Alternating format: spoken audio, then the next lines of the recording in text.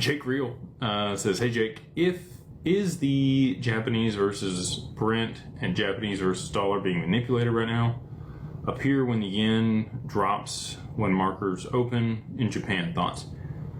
Yeah, I mean, so there's yield curve control, right? Any bank, any central bank that's looking to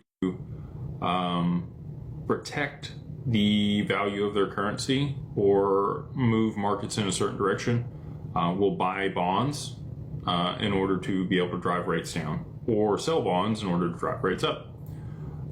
Just depends on what they want to do. So either one of those is yield curve control, but they are the issuer of the bonds and they can buy and sell. You know, there has to be buyers and sellers on the other side of those transactions. There has to be demand for things on either direction. There needs to be a marketplace, and if nobody's willing to buy them, it may backfire on them. We see auctions on a regular basis for different central banks and the treasuries. You know, this last treasury auction for the 2-year on the treasury in the US, not good. We saw a significant rise in the 2-year treasury yield during that auction because nobody wanted to buy it at the lower interest rate. They thought it was, you know, going to trend higher, or the risk that they're willing to take in purchasing it wasn't enough at 4%. They needed closer to 5% before they were willing to take the risk on purchasing those bonds.